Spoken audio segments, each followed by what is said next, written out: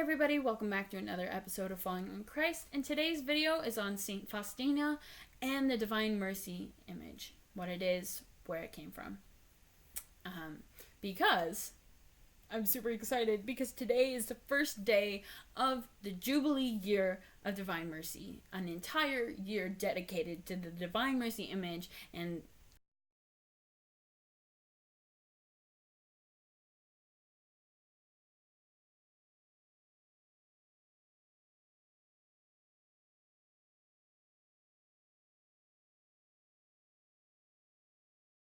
starting a new little video series on my channel with different prayers to help you guys find new ways to pray. And so in honor of the year of Divine Mercy, that first video will be on the Chaplet of Divine Mercy. So after you guys are done with this video, please go check it out. Hope you guys enjoy it. Pray it with me. It's short, easy to pray. It's like really repetitive, so it's easy to kind of get memorized and figure it out. So hope you guys do that. Now, for this video. Saint Faustina, who is she? Saint Faustina was born on August 25th of 1905. She was born to a big family who was really poor, to the point where she could only go to Mass like once every 5 weeks or so, because between her and all her sisters, they only had one dress. So they had to take turns going to Mass wearing the dress. Because back then, you did not go to Mass if you weren't wearing a dress. You did not go to Mass. And that was really hard for her. Especially, like, the older she got, it became really hard for her. Especially after she started receiving visions. Her first vision she received in adoration at the age of 7 years old. Which is really young, and when she told people about it, everybody thought she was crazy because she was 7. And obviously people don't really just automatically believe that stuff. It's kind of hard to believe, especially from a little kid. But she did. From age 7, started having these visions, and she continued to have visions like throughout her life. And as she got older, she kind of got to the point where she stopped telling people about her visions because they all just thought she was crazy and nobody believed her. But one day she went to a dance with her 2 older sisters, and at the dance received a vision of Christ crucified, where he said to her, "How long will you make me wait?" Now, you gotta love Saint Faustina because she immediately took this to mean that she was supposed to join the convent at a really young age. Like, she was still in her teens, and that wasn't really an age where people typically would join. So basically what she did, she literally ran away from home and started going from convent to convent trying to find one that would let her in, and eventually she did. And she got there and continued having visions and stuff like that. And she continued to tell people. She started telling people about him again because she's like, "Oh, I'm at a convent. Maybe somebody will believe me here, you know." No, they all thought she was crazy and just trying to, get attention or something, But one day, she was going back to her room. She walked into her room and saw Christ as the Divine Mercy. Now, this wasn't a vision. Like, this definitely wasn't a vision, because there were nuns there that reported walking past her room and seeing bright lights that were, like, much brighter than any oil candle or, anything like that. It wasn't any kind of light that she possibly could have produced at that time. And it was way too bright for that. So, what happened in that room is the real question. What happened is Jesus appeared to her as the Divine Mercy image. Now, if you haven't seen the Divine Mercy image before, it's basically it's a picture of Jesus with one hand in the air, one hand on his heart, and from his heart are streaming rays of white and red light, obviously resembling the blood and water that he shed at his crucifixion.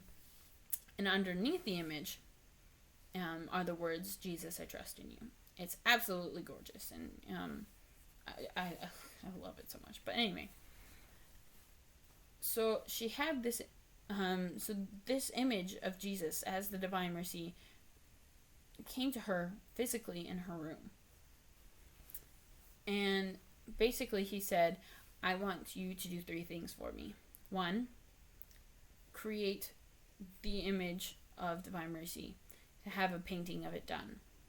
And so she got that done.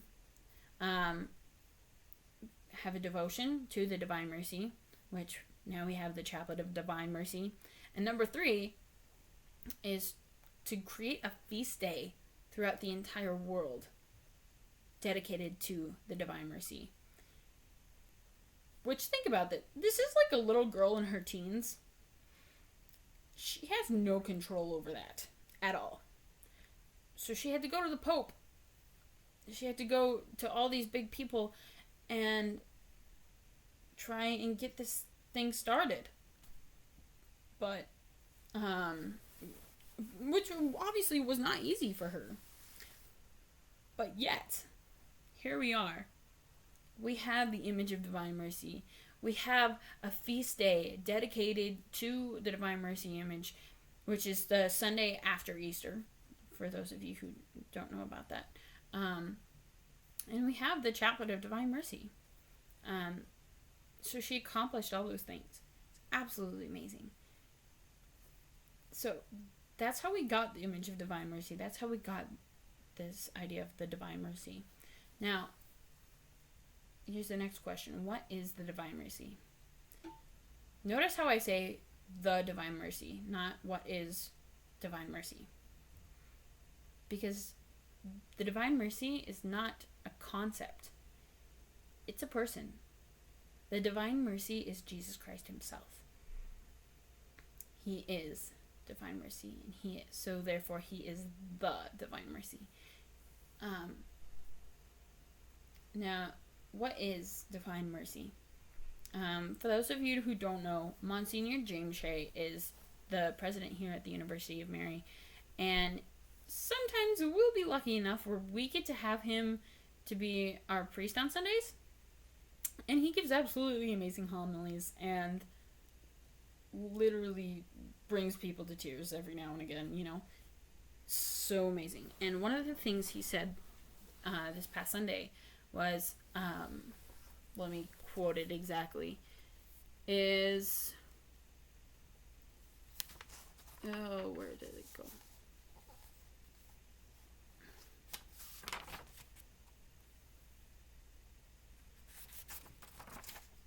Sorry. Oh, here it is.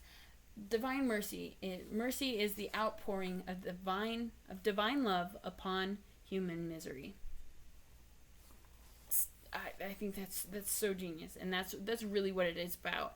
Is Divine Mercy is about giving God's love to the people who don't feel it, and or maybe who reject it or who shy away from it. And that's what this year is all about.